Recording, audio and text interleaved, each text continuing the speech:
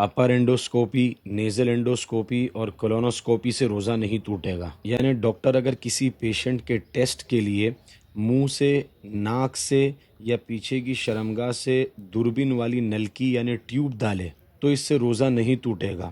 لیکن روزہ نہ ٹوٹنے کے لیے 2 پوائنٹس ضروری ہیں۔ پوائنٹ نمبر 1، اس نلکی یعنی ٹیوب کے اوپر کوئی دوا لگی ہوئی نہ ہو، اینڈ پوائنٹ نمبر 2، اس نلکی یعنی ٹیوب کا کچھ حصہ باہر بھی ہو۔ یعنی اگر اس نلکی یعنی ٹیوب کے اوپر کوئی دوا لگی ہوئی ہو تو اس سے روزہ ٹوٹ جائے گا۔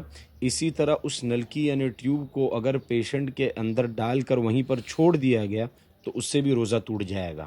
دیکھیے بدائع الصنائع للعلامہ کاسانی، اپنے بدن کا پلازما نکلوا کر کسی کورونا وائرس کے مریض کو دینے سے بھی روزہ نہیں ٹوٹے گا۔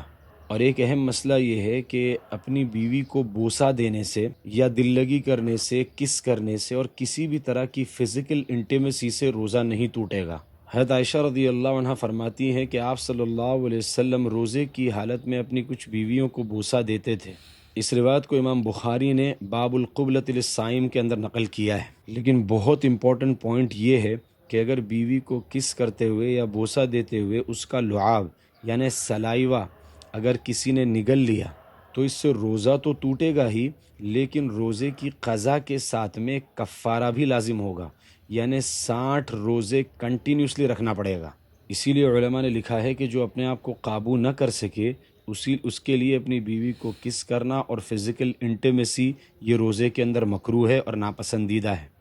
اس لیے جب حضرت عائشہ رضی اللہ تعالی عنہ یہ حدیث بیان کرتی تھی کہ آپ صلی اللہ علیہ وسلم نے مجھے روزے کی حالت میں بوسہ دیا، تو ساتھ میں یہ بھی بیان کرتی تھی کہ تم میں سے کون ایسا ہے جس کو اتنا کنٹرول اپنے اوپر ہو جیسا کہ آپ صلی اللہ علیہ وسلم کو اپنے اوپر کنٹرول تھا۔